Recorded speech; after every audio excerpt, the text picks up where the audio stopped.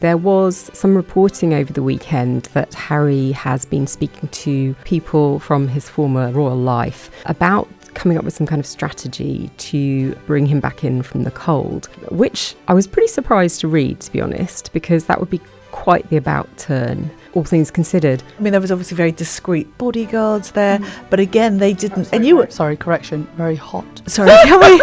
I'm glad you described that. Very, very easy on the eye. Security guards they had. The way they came together, people always talk about everything being a fairy tale. And in a way, it was, because Durek says he was told when he was little that he was going to marry a princess of Norway. On Märtha's part, she said that when she was younger, she often thought about meeting a man like him.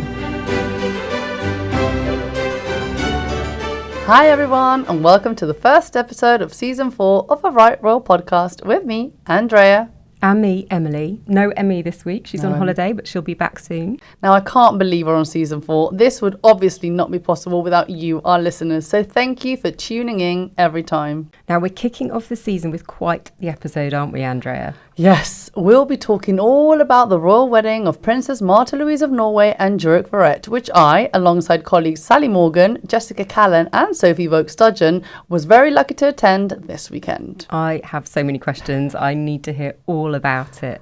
But before we get into the wedding bells, I feel like we need a bit of a catch-up. Yes, even though it's been holiday time for the royals, there's always plenty to discuss. Yep, the royals are back to work in the UK this week. We've had some interesting updates on Prince Harry.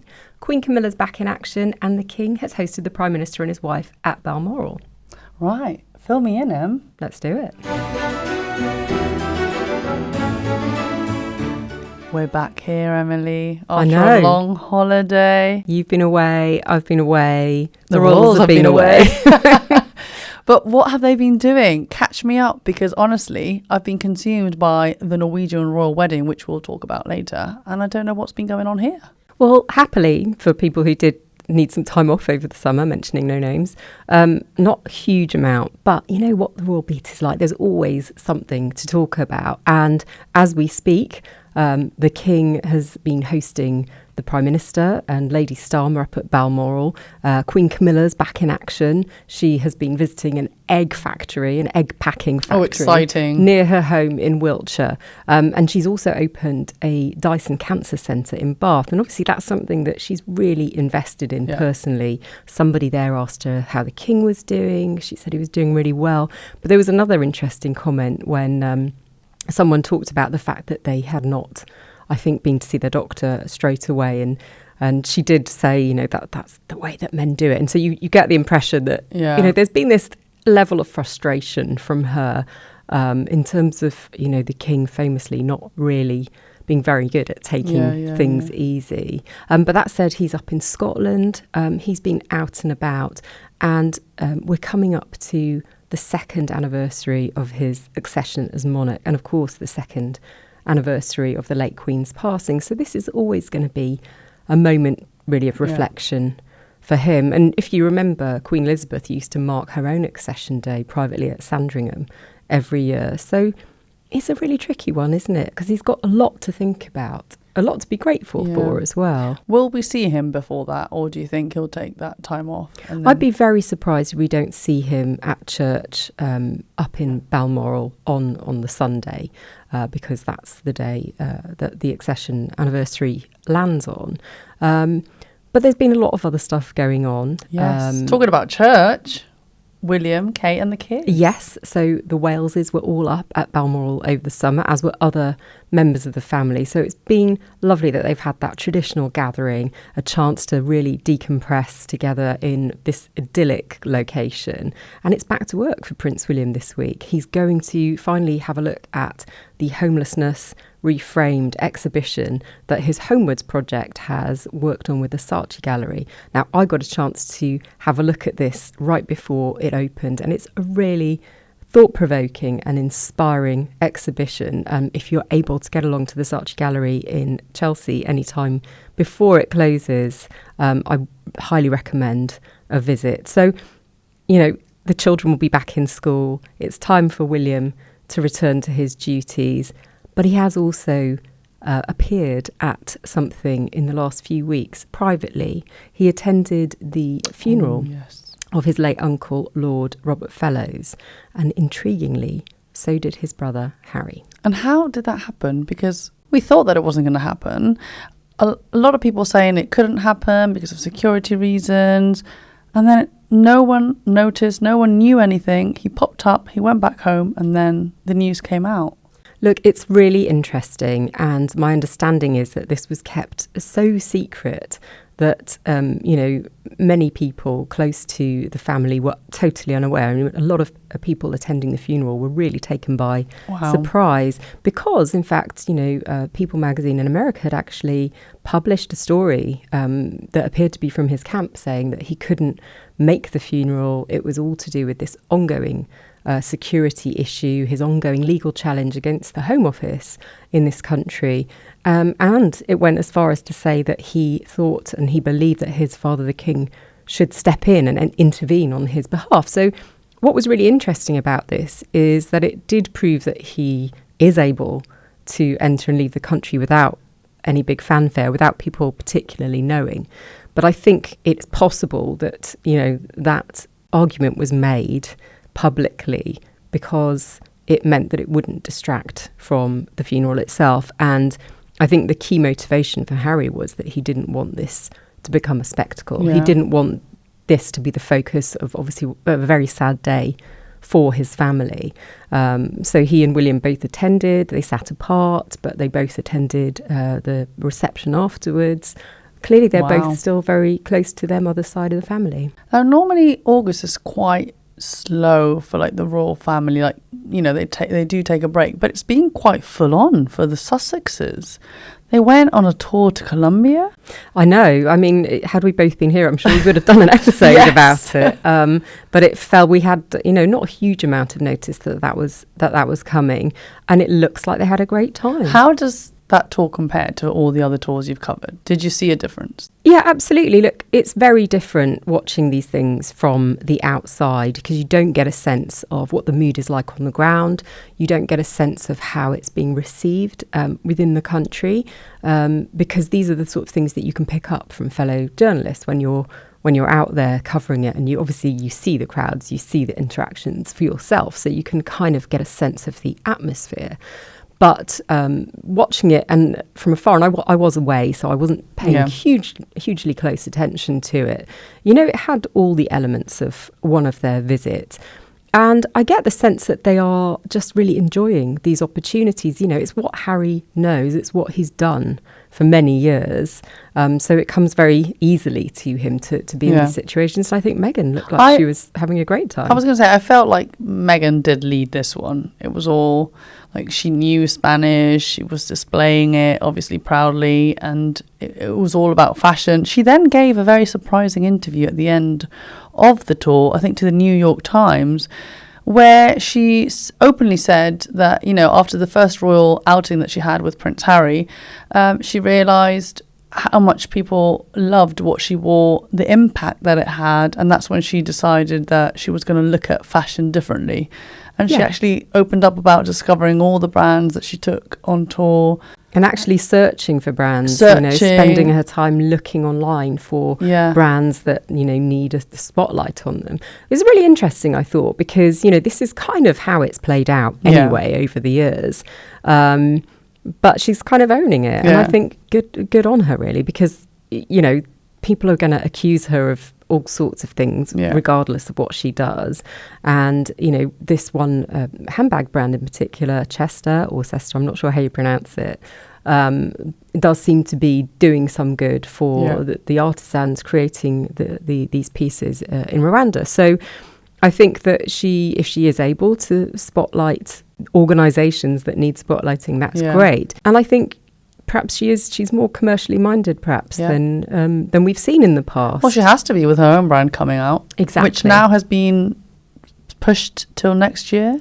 It's not entirely clear when that is coming, but I mean, there's been a sort of drip feeding and suggestions of what's to come. But we understand that the Netflix series has wrapped, so I guess it will all come out at the same time.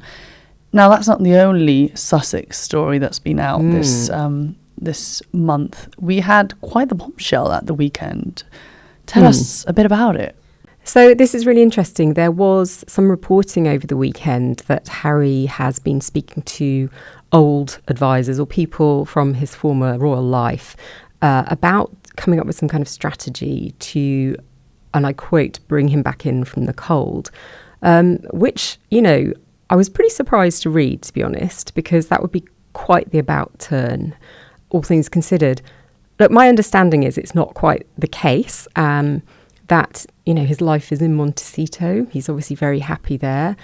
He's gone to great lengths to set up this new life with Meghan and their children in California. But I do think, he would like to spend more time in the UK supporting his patronages. He's still closely connected to quite a few organisations here. He doesn't have the patronages though, right?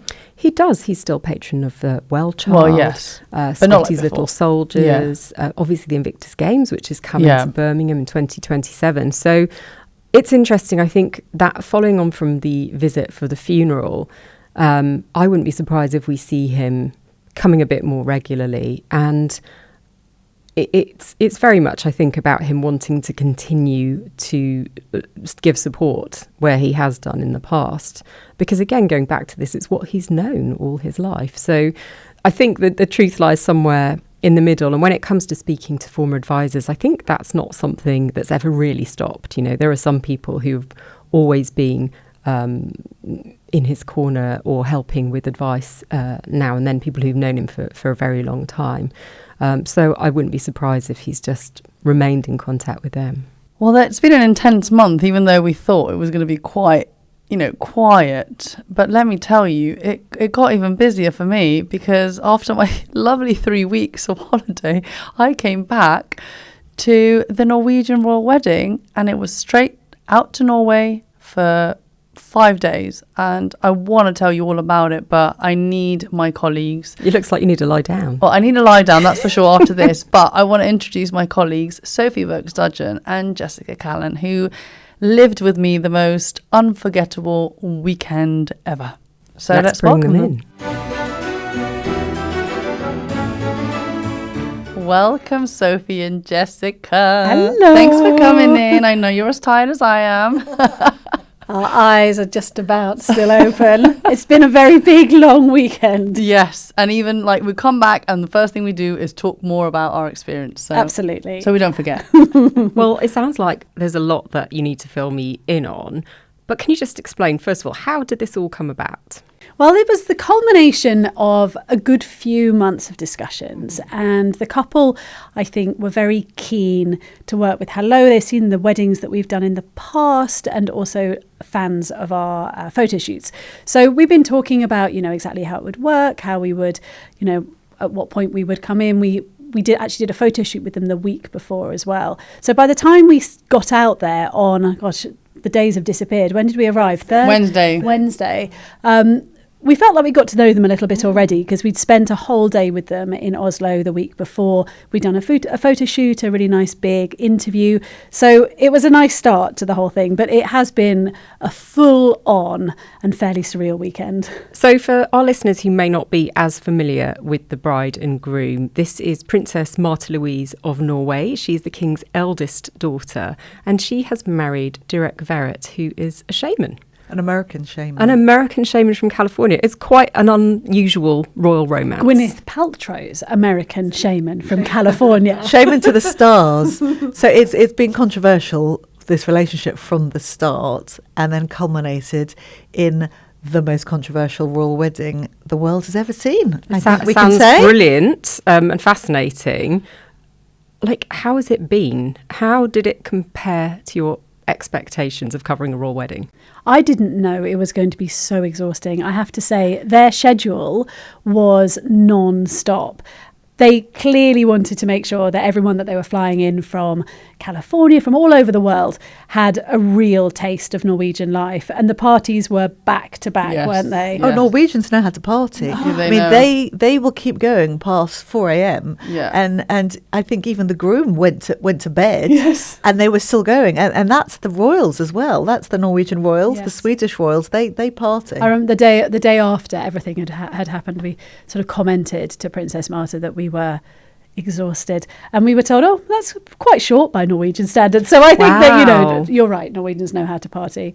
So this was a 3-day event, am I right? You guys were there for about 5 days, but take us through from day one. Tell us how it began. Well, it began with our first flight. We got there on Wednesday. We flew from London to Oslo, which was great because we got there, went straight to the airport, just had a nice meal so we could get up early to go to Ålesund. Is that how you say it? So everything was fine, everything was normal until we checked out. And checked out of our airport hotel in the morning. At about 5 a.m. Yeah, to catch this flight. There was like one flight from Oslo to Ålesund, which is on the west coast of Norway, like in the middle of Fjordland, basically. And the guy who had checked us in the previous day came up to us and said, I'd just like to let you know that I know who you are and I know what you're doing here. And it was the first sort of time that we really quite realised what a huge deal this was in Norway. You know, I mean, obviously it was a big deal. Covering a royal wedding is a huge privilege and a great deal. But we suddenly were like, oh my goodness, this is, this is big. He said, you're going to see things that you have never seen before in your life. I wish you luck. Was it said in a threatening way? It sounded like a direct threat, actually, at this point. Wow. Which it's kind of set the tone. We're like, is that positive or is that negative? And it describes a lot, actually. It just summarises it. I mean, it's fair to say that it was a little bit controversial, wasn't it, in the Norwegian media that the couple chose to go with hello for this wedding. Tell us a little bit about that. Yes, I think, talking to the couple about it, about the decision that they made, they wanted to share their big day with the public, but they wanted to do it on their own terms. And I think that that's something that working with Hello enabled to happen. They have been on the receiving end of quite a lot of negative reaction from the press in general. I think criticism about their alternative beliefs. He's a shaman, she's a clairvoyant. And they just felt that they wanted to share it, but they wanted to do it their way. And understandably, I think that was... it's a huge change from tradition, and historically, I think that they have a similar rota system. Is that right in Norway, where usually one publication would get access, it would be shared everywhere, like it is in the UK. So changing that and having an exclusive was a big difference. So it was controversial. Let me tell you, though, how day 2 went. Because obviously, yes, we ran into that man at reception. We went on the car. We were like, what is going on? And then we got to the airport and it was packed with reporters and paparazzi. I mean, there was one on the same flight with his camera, with his telescopic lens. I mean, he wasn't even hiding the fact that it was a paparazzi on the plane. At which point we were like speaking code words to each other, to ensure that no one knew who we were. Could we be guests? Or were we in fact actually Hello Magazine there? Because actually we were part of the story as well. But so then landing at the airport when we got there was a plane came in at the same time, which had loads of the American guests who were coming in. And of course, lots of paparazzi waiting at the airport. And some famous names. Jessica, you were very excited by your first sighting. Sonia Morgan from the Real Housewives of New York, who was quite the character, who was fabulous, who was there at the luggage carousel waiting for her cases. We got ours first, I'd just like to say. She was there. Cynthia Bailey from the Real Housewives of Atlanta. It was actually brilliant. That's you got your taste of, wow, we are actually at not just a mega wedding, but what an eclectic guest list there was. I think that the guest list is something that will really stick with me. It was such an incredible spectacle all weekend, and they had some very good dress codes to enable that. First night was a sexy cool dress code. The second night was Palm Royale. Everything was Latin American and salsa dancing. And then it was tuxedos and ball gowns for the actual wedding day as well. And national costume. And honestly, the same guests, I mean, and there were some guests that really, stood out because they had incredible coloured hair and they dressed so flamboyantly, but every day you'd be like, oh my goodness, I thought they couldn't top that, and they did. It was more fabulous than the day before, the previous day. It was just incredible, and that was men, women, the kids who were there just looked incredible. Well, let's tell Emily a bit about day one, because I feel we're obviously very excited to tell you all, and we're jumping from one place to the other, but I really want you to understand just like how it all went. So day one, we were staying in front, like across the hotel the couple were staying, which is the 1904, and it was just packed with paps cameras, and we were like, oh my god, yes, fans. And you were given wristbands. The guests were all given different coloured wristbands. Yes. When the minute they arrived. I mean, our hotel was also packed with guests because they were between obviously both hotels, so that was very exciting. And then we got ready. In our sexy, cool outfits. In our sexy, cool outfits. I think that was very optimistic of us. We actually, yourself, Andrea. we actually really made an effort that night, and after then it just went downhill. I can't drink for yourself, Andrea. So we got there, and it was very exciting, very glam. Lots of guests, royal guests as well, had joined in, which very exciting and very surreal. Yeah, very exciting and surreal. But actually, we were like gobsmacked when we saw the couple in matching pink they came outfits. down in a lift into the hotel. So there was the internal lift, which was a very old-fashioned lift with kind of doors that opened out, tiny, squeezed in. And well, first of all, you saw the armed, the very discreet armed bodyguards who were there for the various royals with guns, who were for various royals who were there. So you knew something was all going to spring into life. There was going to be royals about to walk through. And the couple, the doors opened, and there they were in their matching pink outfits, and the presence filled the room of that. You knew that was it. They were there. The A-list was there. She was so happy, like her smile, wasn't it? I remember that moment. Actually, it was beautiful. And then we had some time with them. We took some photos, which you can see in this week's issue, which you can see down there. A beautiful pink issue. Pink was the colour that pink was the theme. Went through the whole weekend. Yes, everything was there was pink somewhere. Everywhere. Every day. Yeah, yes. every day. So that party was great, wasn't it? They had a great food selection. Oh, I was going to say the food. The food was so good. It was sushi like bits sushi kind of canapes. Lots of fish. And there were like those little mushroom dish as well. And then for dessert, there was little slices of opera cake. Yes. Chocolate opera cake. And then there was like a white chocolate dessert thing with a little raspberry on the top. Yeah, and an open bar. And that was the first night, actually, that the pair stood up on stage with microphones and spoke to their guests. And actually, that carried through every night. Every night, they officially addressed the people that were there. There were about 350 guests. Wow, it's a big wedding. Yeah, it was a big wedding, and they obviously welcomed everyone. The other thing that stands out, and that the scene was set on this first night, was the personal touches. So they had chosen the singers. They'd flown in singers from musicians from America. They had people that were like close almost members of the family that were performing. They had a pastor from America. I think Oprah's pastor was there, wasn't he? Doing a sermon. And it was, they would stand there. They stood there at the side as the songs were being sung, which had obviously been very personally chosen as well, arm in arm, and with tears in their eyes, isn't there? That was the first time they were like, Durek was very emotional from that first night, from that first party. And then his niece, she DJ'd another night, and a friend of his sang as well. So everything was so carefully curated by the couple, like every touch, every detail. It was definitely their wedding, and as you said, they wanted to put their mark on it and do it their way, and they very much did, didn't they? You really felt this was a different wedding. Now the energy was high that day. Really Everyone high. was really excited. They were dancing. It was great to see.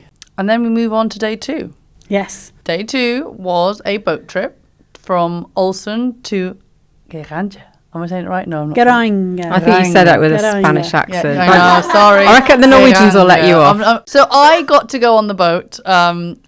We had a car, so Sophie and Jessica had to drive it to the destination, and I went on it along with our photographers and videographers and Sally and as well. Sally, who we will be speaking to later.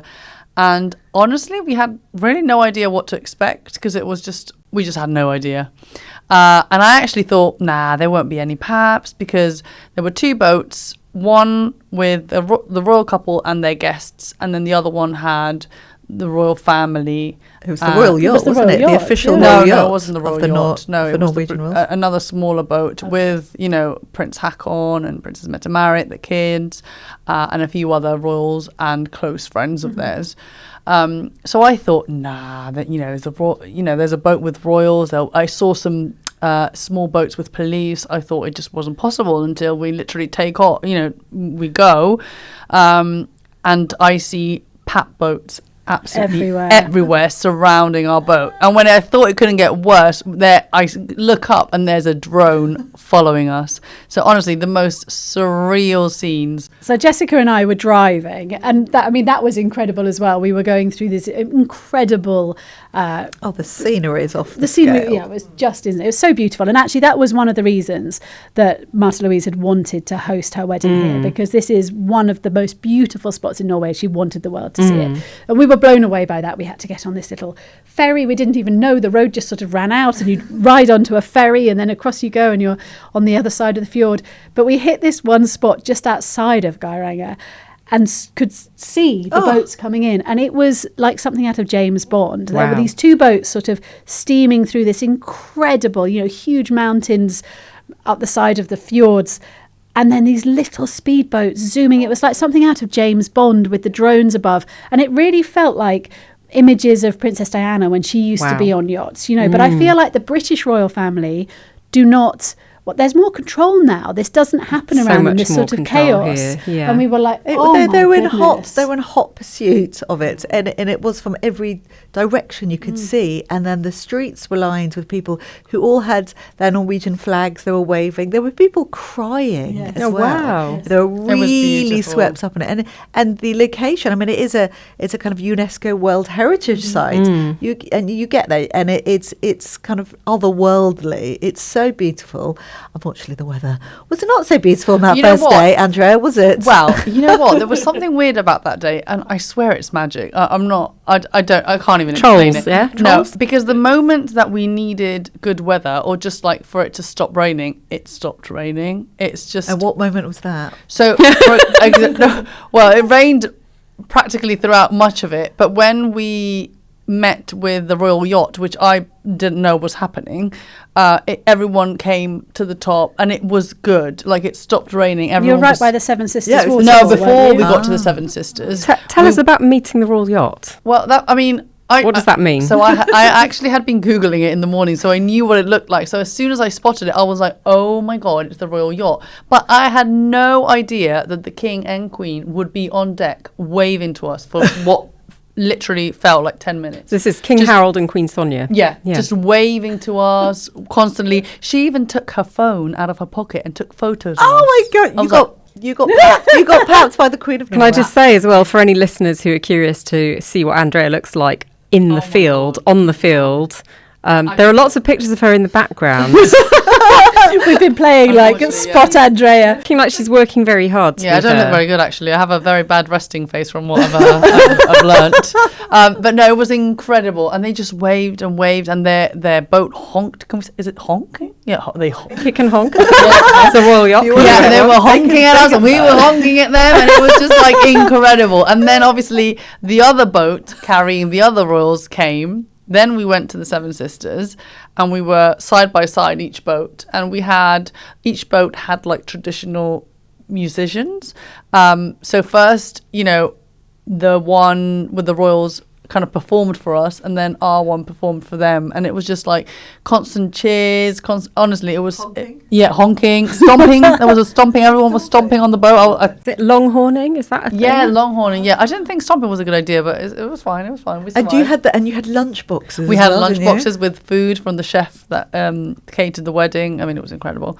And then once we did that, we went to the port or the harbour, and they had incredible classic cars waiting for them. They were Buicks. They were kind of 1920s Buicks that were beautiful, waiting for the couple and the and bridal again, party. Jess and I just sort of arrived as it happened, and we your hire car saw these cars. Our hire car was not, but it was very nice, red little mini SUV, and we parked up, jumped out, and stood. The police were sort of very friendly, They're weren't they? I mean, yes, they were very friendly. They were very. We were standing up one road. They're like, no, they're not coming that way. You know what, stand down there. So we went and stood down there. It's very helpful. And there were some American tourists who are also there who you feel like they weren't quite sure what was happening, but got swept up in the because a cruise ship had come in. Oh wow! So there was this enormous cruise ship in the harbour, and then yes, the royals disembarked, or Princess Märtha and the soon-to-be royal, almost, however it all works, disembarked, and we all waved, and there were maybe 5 cars that went past with all but basically the wedding party, sat in the cars, and off they went to their hotel Union. And they went to the hotel, had a quick change, and then we had another party. It was very quick change. This is salsa. This is the Palm Royale, and one of the dress code was meant to be like flouncy ruffles, feathers. They said, didn't they? Feathers and ruffles. Yep. So we had more royals join into that party, and again, it was incredible. I mean, Märtha had doubted whether or not to kind of go through with the dance. The drummer. Do you remember the drummer? Oh yeah, they had a drummer that kind of like encouraged people to, because at first it was like a reception with drinks, so everyone was kind of drinking and talking, and then a drummer started kind of like to kind of get people to go down to the basement. He was fabulous. He was so good. Massive drum, and then all the guests started gathering around him, and then it was like a circle around him, and some of the guests were then started doing this incredible dancing, and I heard some young guy say to him, "Oh my God, the energy was amazing. You were giving off from the drumming, and it was very hypnotic." Yeah, it was so good. It was like I've never seen before at a kind of wedding party. It was extraordinary to whip everyone up in this kind of frenzy for being led downstairs to the nightclub. It was the nightclub. And then all the royals came in, and the king took to a wooden throne. It's quite interesting being in the presence of royalty and Scandinavian royalty. We're obviously being very respectful. We don't take photographs of the royals. We, as soon as we know that they're about to arrive, the cameras go down because that's the right way to be. So there's a formality in that, but actually their presence, they didn't feel terribly formal. And I would say, talking about Princess Märtha, having spent some time with her, she's a very, very down-to-earth person. When we had our photo shoot in Oslo, just a quick story to sort of to explain what I mean, it had been raining and we were going to do a photo shoot outside. It was still spitting, and I was getting the car to come and pick her up from the hotel, and she just looked at the sky and was like, "It's fine, I'll walk." And she's wearing high heels and, all dolled up with her, hair and makeup done. And she was just like, "No, I'm just going to walk," And when we were speaking to Durek and Märtha that afternoon, she was like, "Yeah, I drive a truck." It's not this. My image of royalty is that they're very delicate and that you have to be very careful around them, but that wasn't how I felt in the presence of Scandinavian royalty. Certainly, I mean, you spent more time with the British royals. I don't know that so much, but it was my first real experience. Unless you knew they were royal family, they just seemed like just guests. Yeah, just because there was no. I mean, there was obviously very discreet bodyguards there, but again, they didn't. Sorry, correction. Very hot. Sorry, I'm glad you described that. Very easy on the eye. Security guards they had, who managed to kind of melt into the background. They're very, very discreet. Who was melting? Jessica as well. No one, Emily. Moving us on. That's how we were all weekend. But actually, you didn't know what was going to happen. So we're in this kind of, it was almost like a speakeasy nightclub. It was really dark. You were greeted with these like fishbowl-sized glasses of gin. Yes. And then kind of non-alcoholic drinks as well. And they kind of came in, and there was a few seats that had been reserved, but very discreetly reserved. There was no kind of velvet ropes or VIP area. No. That's what you knew the royals, the royals would be there.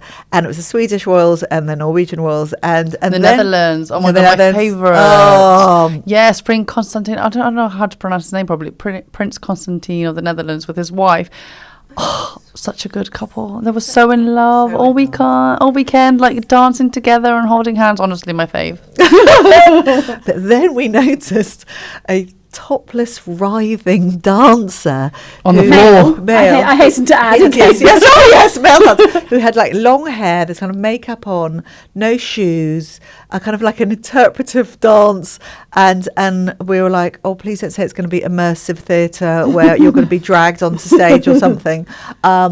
And then you kind of notice this dance, and then a few of them were standing up from the audience as well, very close to the Norwegian royal family. Luckily, they didn't try and dance with them. But and then it all kicked off. Then the entertainment started, didn't it? And it was great. Wow. It culminated. It was a progression. I think it was the meeting of cultures was the aim. And again, this was a very personal thing for the couple. Afterwards, I was sort of, trying to find out who the different dancers had been. And lots of them were in some way related to them. So it was a very personal thing. But it ended up being salsa, this great salsa performance. And so everyone was like, cheering, and people were starting to jiggle around, and then up jumped Princess Märtha and Shaman Durek, and they made their way to the dance floor. And as Andrea said, we chatted to them before, and there's a little bit of like, were they going to do it? Weren't they going to do it? We knew it was hush-hush, so we were keeping it a secret. And then they just did this perfectly choreographed. Amazing. You can see it on our website. Yes, you can. Perfectly choreographed salsa dance, which ended right at the end. Again, it was sort of wonderful, and it was, it was a real performance. But then there was just this moment where it felt like a normal couple at the end of like a wedding dance or something, where they sort of just collapsed into a hug and a kiss. And they were always encouraging guests. Come up, join. And they did, because it was a very, very excited audience and guests. I mean, the dance floor was then. Oh, it was packed, wasn't it? And everyone was salsa. I mean, we left. It was That's super when late. we slip out. We slept out. And it was like 1. And throughout the weekend, we did that. There were bits of it that were for us, for consumption, and there were bits of it where we were like, it's time for us to slip out, and they can have their party and get on with whatever they want to do. But for us, there was we couldn't possibly keep up with them. No, honestly. because we had an early start, because day 3 was wedding day. The big day. Talk me through the big day. It started in the spa at about 8 a.m. Not us, for Andrea, I with Durek and his groomsmen. Yeah. What, you were with the stag? Yes, they were wearing. Why doesn't this surprise me? They were wearing robes. Yes, you were in a sauna with a bunch of men in robes. Yes. Okay. Talk me through this. So they were in a part of the spa, which actually was all like windows. They had amazing views. Lovely. Yeah, of the town. And he was just there having some breakfast, some juice with his groomsmen. They were just chatting away, no stress. We took some lovely photos, which again you can see in the magazine. And then we spent some time with him, and then we went off to find Märtha. And she was obviously getting ready, having her hair and makeup done. Yes, with her bridesmaids. And it happened that part of the day sort of went very fast for me, because actually the whole wedding, like the actual marriage, was aiming to start at 1 o'clock. It ran a little late, as weddings always do. But that bit of the day was very quick, wasn't it? And then before we knew it, Durek was at the front, obviously awaiting his bride, and then the doors, it was in a marquee, really, the tent doors opened, and in she came, arm in arm with her eldest daughter Maud, and walked down the aisle. Yeah, it was beautiful. I think straight away the choir was incredible. It was really incredible, and it really set such an emotional scene, didn't it? The music choice was really good. I think throughout. What kind of music was it? There was hymns. There was Amazing Grace. Yes, it was a bit of like his side and her side, like they were both represented, and it was just really beautiful. They had an opera singer at one point. It was, utterly beautiful, the voices. But again, it was all carefully curated by the two of them, and it was their, from their different backgrounds as well. And there were readings as well. So Prince Haakon, for example, did a reading. Other friends did a reading. But I think the most emotional part of the ceremony was when they were saying their vows to each other. And they did personal vows. And I tell you, I looked everywhere. There was not a dry eye in that tent. Including Sophie's. I looked to my left and Sophie was like... I always cry at a wedding. You've got to cry at a wedding. But Durek went first, didn't he? And he cracked immediately. So as soon as you hear the voice crack, you sort of go, oh my goodness. But the minister that was marrying them, a female minister, clearly knew Märtha from many years back. So the introduction was extremely personal as well, and spoke about the huge challenges that they had overcome in order to get to this place. Slaying dragons. She talked about slaying dragons. Said that Märtha has the strength that she's gained through sort of joy and adversity to become this very, a very strong woman, to have reached this place where she was marrying a man that lots of people had, felt maybe were not pro. And it was very clear as well that none of that comes from their family. The warmth that we could see, and we shouldn't talk too much about this because, these are personal bits, but the warmth that we could see for them as a couple from their family was very clearly real. Now we have to mention the pap situation again at the wedding, because I've never experienced anything like this in my life. And actually, when Sophie kept saying there are paps everywhere, I was like, Sophie, I can't see any. And she was like, they're there. And I was like, especially trains. I was like, Sophie, are you sure? And she's like, can't you see them? But Andrea, there were some like literally at the other side of the room to us, and you were like, I thought there were people. I thought they were like, okay, so there was a house literally in front of this marquee, which actually Paps had rented, and they were in the corner of the house with long lenses, but I actually thought they were just people. I didn't realise until later. This is why you're not in charge of security. Literally, I got closer and I was like, oh my God. And then I could hear up trees. And then, again, it's a dead and giveaway. then I was like, I could see them everywhere after. I've never in my life experienced up the mountains. Anything. Up in the mountains, you could see them. There were these huge mountains like either side, and the scale that Geiranger is, you could see this, and there were men. Incredible. And you sort of it's funny because you're like, wow, this is beautiful, and then you suddenly realise the scale of it. They're huge, but it just meant that all the way up this mountain there could be people taking and it was extraordinary because you think that would not happen in this country. There's just absolutely no way. There would be no fly zones, and police weren't fast. The police weren't fast. I mean, again, we were talking to the rather handsome security guards who were there for the rules, and they didn't seem fussed at all. No. Probably can't say that. Probably won't take that out. Sorry, search me. So after the wedding, the ceremony ended with the choir singing "As" by Stevie Wonder, which was amazing. And then and people were dancing up the aisle they danced up the aisle. They did. And one thing that was really touching to me as a mum, and we know Märtha Louise, well, I don't know if all the readers know, maybe not everyone knows Märtha Louise. This is her second marriage. Her first marriage ended in a very amicable divorce, but sadly her first husband, died by suicide. So she's had 3 children three girls that she's raised as a single mum for a few years, and obviously that's a very traumatic thing to go through.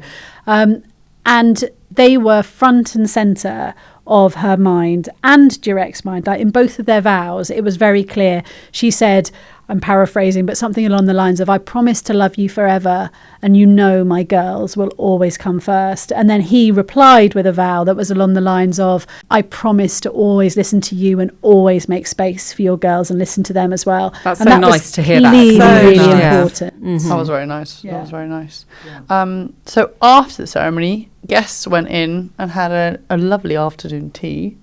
I think whilst the royal couple took photos with the family, with their close family, and then they had a little bit of a rest time. They had a cocktail up in the terrace, and that was when Märtha and Durek went to talk to the press. And their fans, and the royal fans who and the royal well-wishers, who were loving the couple. Oh, it's sweet. Some were were little, crying. watching people did, and some little girls dressed up as Elsa from Frozen. Yeah. I mean, because it is kind of Yeah. Frozen territory. It was like a fairy And then some tale. guests changed clothing, so that everyone that was wearing Norwegian traditional outfits changed into gowns. And then they went to have the most amazing dinner. It was incredible. It was all pink flowers, pink lighting, beautiful, which again you can see in Hello magazine. And a lot of speeches. A lot of The speeches. Queen gave a speech. Durek gave a speech. Princess Märtha gave a speech. Best men, best women. There were a lot of speeches. There was no shortage of speeches. I think everyone was so happy that they'd managed, come across all adversity to get to this wedding, and they've managed it. And I think everyone just wanted to be able to stand up and say their bit. Yeah. Before the party started. Yeah. And we were frantically putting our magazine together at this point, doing layouts, picking the cover images, getting dear Sally, who has been interviewing the couple all weekend, was typing it all up, all the last little bits. But even having done all of that, we finished.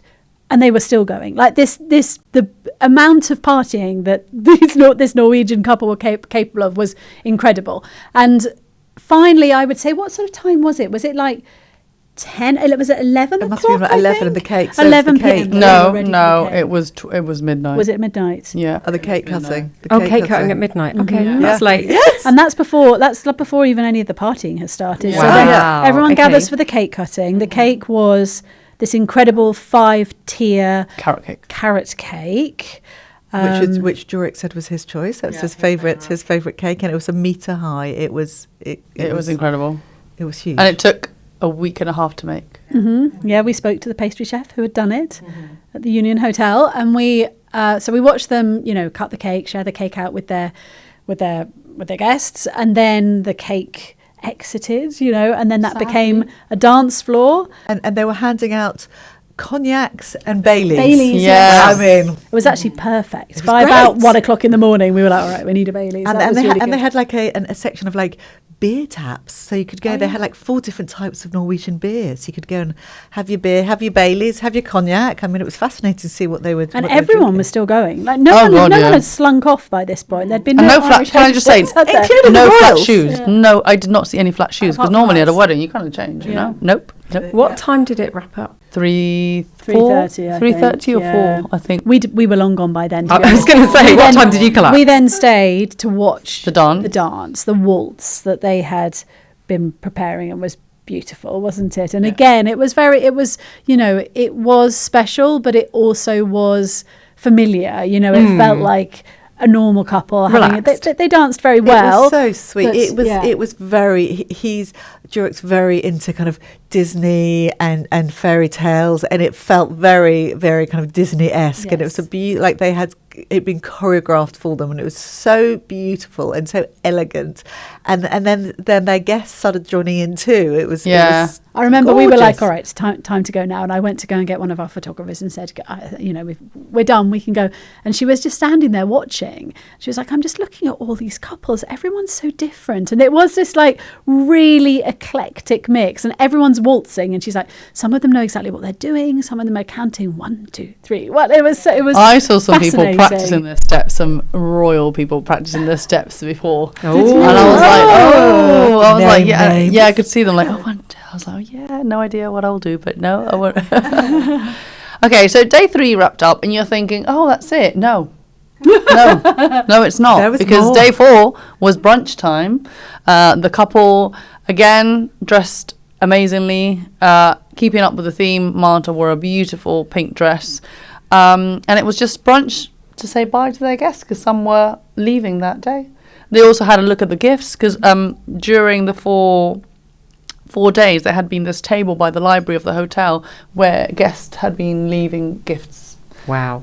So she had some time to... There was lots of portraits. Their Lots friends of had made them. artwork. It was really interesting. And we were trying to get to the bottom. We were talking to lots of guests who had, received the invite that had a picture of the couple on, and someone had created a version of that. There was this incredible purple one. Do you remember seeing it? It had been made of lace, and it was both of their faces, but lace had been sort of, I don't know, cleverly. It was beautiful. Yeah, it was. So there was lots of artwork. And then they went off and did some activities that afternoon. And then at the end of the day was when Sal did her final interview and really found out, how they felt about it all and how the wedding had gone from their perspective. So we should probably welcome Sal at this point. So she Sounds could tell, like a good idea. So she could tell us all about her interviews with the couple, because she didn't have 1, 2 or 3. She had probably multiple interviews, she yes. did. So let's welcome Sally. Welcome, Sally. How are you? I'm quite elated after that experience. Never had anything like that happen before working at Hello. Now, you interviewed the couple several times. So let's go back to the beginning. You interviewed them for the very first time a week before their wedding in Oslo. How did you go into that interview? Because you hadn't met the couple before. And tell us how it went. So I only knew what I'd read about them. And so I had preconceived thoughts in my mind, but I had an open mind going in, because often what we read isn't true. So I'd read stories about them, such as the shaman Durek was manipulative, that he's not really a shaman, that he's making it all up, that the love isn't for real, and that he was, easing his way into her affections, that sort of thing. But I have to say that idea was turned on its head when I met them for the first time. So I met Märtha first. She was having her makeup and hair done. And she's very reserved, Norwegian royal. She's a princess. So the protocol is that she would be reserved anyway. Mm-hmm. And the moment Durek walked into the room, she completely lit up. Huge smile. The energy in the room changed, I have to say, because of what she felt from him. She couldn't take her eyes off him. Oh. And he came in, he immediately gives a compliment, sits down, holds her hand. So she was extremely happy. He makes her happy, and she makes him happy as well. You could see that between them, the interaction. So you think this is, absolutely, real chemistry there. Very much so. And far from being a woman who is being controlled, perhaps, I would say she has a very strong character, from what I'd witnessed. And what was, her friends would say about her. She is not a woman to be messed with. So Durek himself said she doesn't take his nonsense. And while we were doing the shoot, he's a very expressive man. He says everything he feels from the heart. What's on his mind, he comes out with. And she would have to put him in check a couple of times. Wow. Okay. So I think that idea of that dynamic that I had in my mind before was not the case between them. And the things that he was saying about her and she's saying about him, I think I wasn't expecting either. That's really fascinating, isn't it? Because, we all think we know what a certain situation is, but it's very unusual to be in that situation where you get that one-on-one time with them. But not just that, obviously you were speaking to them directly, but you were observing as well. And that's so important, isn't it? Because quite often it's the things that aren't said that you pick up on. What you were saying to us a little earlier was that they had just come up with their vows on the spur of the moment. And I think that's incredible, really, because when you listen back to them, when you read them, they're obviously very considered, very personal. Yes. Tell us about that. So the week before the wedding, I asked them both, what vows are you going to be making? She said she hadn't written, Märtha said she hadn't written hers. He said he was working on them. On the day of the wedding, I met them in the morning as they were getting ready. I said, so you've got your vows all written and ready. Both of them said, no, I'm going to be saying it, I'm ad-libbing it. And I'm speaking from the heart when I make those vows.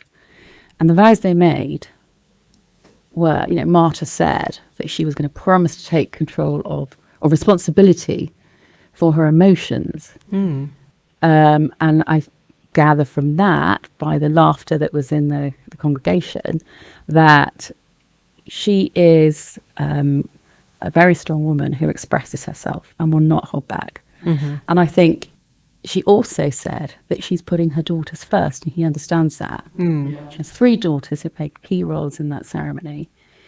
So she made that very, very clear. And then he said that coincidentally, or because they understand this, that he's going to give her space for her daughters to be with them.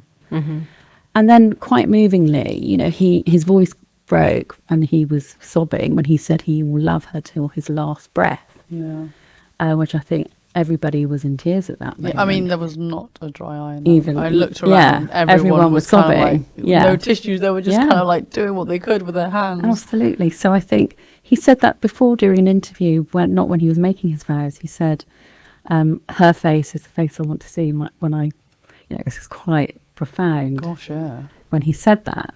Wow. So you can understand the sort of depth. He's a very profound man, very romantic as well. So you have had this incredible sort of ringside seat for this part of their love story, but it's fair to say they've had their challenges, haven't they? And it's been quite a journey for them getting to this point. Can you tell us a bit about what they told you? Yeah, so Märtha had challenges even before she met Durek. One, because she told me that from quite an early age she was having what we would call, I suppose, supernatural experiences, which she then went deeper into. And I don't think that went down well with some people, because some people are not open to it. And for a member of the royal family to be speaking about that, it's quite alternative. It's very alternative, and people like traditional royals, don't they? And on the other side of the Atlantic in California, West Coast, Durek, at the same age, was having similar experiences to her. And as he grew up, he was having more of them. He's a sixth generation shaman. That members of his family all had the same gifts or skills. Who would ever think that a princess in Norway would meet a shaman in California? Her mutual friend played Cupid, because she'd seen them both and said that they both had very similar energy and they had to get together. But Durek was hesitant about this, whatever it was going to happen between them.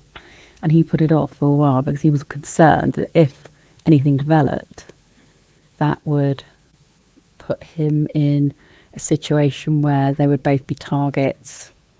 One, because of their beliefs, and two, because he's an American black guy. And that did actually happen, because they have received I was going to say, but he put it off, but it ended up happening. He did, because when finally they met, she went there for lunch.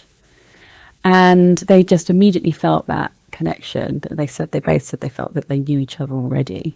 She said to me that she came out from meeting him and had to sit down because she was so kind of moved and overwhelmed by it. She was in tears, that she'd never felt that depth of connection. And it began very slowly, like a friendship. Durek says he's old school, old-fashioned courtship. So they would exchange poetry. They'd write poetry to each other in a book, send it backwards and forwards. Oh my God. Yeah. I'd be like, just send me a text. Yeah. So they kind of, exactly. But they still have this book, and they're still going to do it. So that's how it started. And then love kind of came from that. Now, I asked Durek about this because obviously we know that we've heard very much about he had a relationship with a man, and that did not end well. But he told me he's been out with more women than men, and that he doesn't call himself bisexual or gay or straight. He calls himself soul sexual, which is when you are connected to someone by the soul, or by what kind of person they are. And he said that is his sexuality.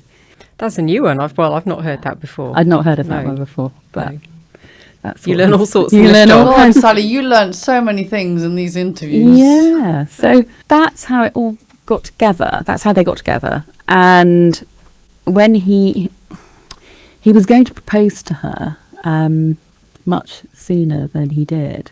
Now we know that Princess Märtha, or Märtha, she likes to be named, really. She got divorced from her husband, and there was a tragedy that followed a couple of years later. By then she was seeing Durek already. So Durek postponed the proposal for the sake of her and her children, well, mainly her 3 daughters. And so he proposed in 2022. When on the wedding day he said to me, that's when he told me that he postponed it. Because he said, I didn't know whether we'd ever get to this day. There have been so many obstacles. One about the hate, the racism, the derision that he's encountered, and she has as well. And he wasn't sure whether it would ever come together, but it finally did. The engagement ring that he had made for her was based on a Viking shield, and it contained an emerald and 3 diamonds to represent her daughter. So everything was symbolic on there. And he also gave her daughters 3 necklaces based on that design at the same time. Yeah. So the 4 ladies are connected. They were connected with the Viking shield. He also, for the wedding rings, based on Viking runes, and the message in the runes are love's flame. And that is how Märtha described him, as her soul, a twin flame, I think she said. On the morning after the wedding, he'd also had made for her as a surprise a necklace based on a shield shape or a heart shape, actually, with their monogram on it, D and an M, with this precious stones encrusted in it. So he likes gifts. He likes gifts. He's very thoughtful, and that is a very thoughtful thing to do. Yeah. And but there was this funny story he told us about when he did propose to her in America near a field with horses, because as we know, Märtha she was an equestrian. He had to choose a place that she wasn't going to know about. She kept guessing, or actually not guessing. They say it was that she could read his mind. So he was going to propose to her in other places, and told him that she knew that, and he had to then think of 5 different That's places. a nightmare. How do you how do you surprise a clairvoyant? Exactly. So she said that, but she couldn't guess because he was thinking of 5 places, and she didn't know which one it was going to be after that. That's how he did it, by multiple locations. Oh my God. Yeah. And so when he proposed to her, he went down on one knee, and because he'd hurt his back, she had to help him up again, which is kind of, quite a fun Slightly part of comical, it. yeah. But he'd asked for her parents, the King and Queen of Norway's permission before he asked that. And when he was telling me about that, the funny thing was she said, not that I need permission. I was 50 years old, when you asked me to marry you. Again, her strength and independence, a woman who knows her own mind anyway. But it was a good call for him to do that, going into, a Norwegian royal family. I want to know, yeah. you interviewed them the day after the wedding. How did you find them in that interview? They'd had 3 days of Non-stop. So many events going on, and it was all exciting. They'd been on a boat, they had salsa party, they had the sexy cool party to start with, and by then a lot of people were tired by then, but Durek, because he has kidney dialysis 3 times a week, he wasn't feeling well. I'm not surprised. That's intense, isn't it? So he was, he had to sit down, and he was very tired during the interview, and they were absolutely over the moon about what happened. They were so thrilled that they'd managed to get all of their friends together in one place. Some friends that never met before. They're on different continents from all over the world. They were on a high, I'd say. Although Durek was kind of exhausted. And they were I was asking them about a honeymoon, and they're hoping to get away somewhere on a remote island, just the 2 of them, away from, everyone around, just the 2 of them together. They were talking about the house that they've just acquired together. Is that going to be on next week's issue? It's going to be in next week's issue. You'll have to tune in later, guys. Yes. We can't give it all away. I know. Because you need to get those copies. So it sounds like you got to know them really well, in a short period of time. Yeah. I mean, what's that been like for you? I mean, you've been a journalist, you've interviewed so many famous faces over the years. How did it compare? I have to say, this is one of the most extraordinary interview stories I've ever covered. And I feel that I'm thinking about it all the time, because they're the way they came together, people always talk about everything being a fairy tale. And in a way, it was, because Durek says he was told when he was little that he was going to marry a princess of Norway. It's often like the girl being told she's going to marry a handsome prince. And he just thought, this is nonsense. But then it actually happened. On Märtha's part, she said that when she was younger, she often thought about meeting a man like him. And I think by that she means someone who's expressive, profound, devoted. He's all bringing up flowers and dresses and jewellery. And he says he believes a woman should be treated like a princess. Yeah, right. Happily for her. Okay. Yeah. And she just thought, that's an illusion. That's just a dream. I'm not going to meet a man like that. And then when she finally did, that dream of hers did actually come true. So it is like that. And I thought, I'd like to know now what happens next. Yeah. Well, I think we should definitely stay tuned. Yes. Sally, we'll be coming to you for for all the In 6 updates months, out we'll of have you Norway. back, part 2. I hope so. I wonder what They're actually due to come to London maybe soon, so maybe we could catch up with them and have there's a a fashion show post-wedding, afoot. dinner. Yeah, let's hope that Yeah, happens. and then So- we'll catch up our guests on them. Thank you so much for joining us, Sally. It's really fascinating to Absolute hear pleasure. your thoughts on it all. And I noticed you even brought your Oh, programme yes, of this events. is a programme of events. I don't know if anyone might see that. That was very sweet. And it's, as you can see, it's It was packed. It was not short and sweet. packed with events and teas and dinners and lunches. I'm not joking And about then the colour of the wedding was white, pink and gold, and we've got the pink throughout. roses and their monogram, which is based on an ancient Egyptian symbol, which is pretty special to them, but you'll have to read the magazine to find out what. And it also features in the wedding cake. Again, you have to buy the magazine. Bye. There's so much more to tell. Well, thank you so much for filling us in on that. Thank you, There is Sally. so much more I want to know. Let's God, keep yes. chatting once the cameras Yes, and they stop rolling. Yes. Thank you for Thank coming. you. Thank you. It's great to share it with you, Andrea.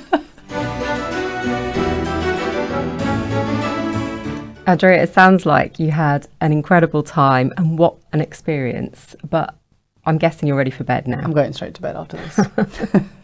So that's everything from us today. Thank you so much to our lovely colleagues for joining us, and we'll be back very soon.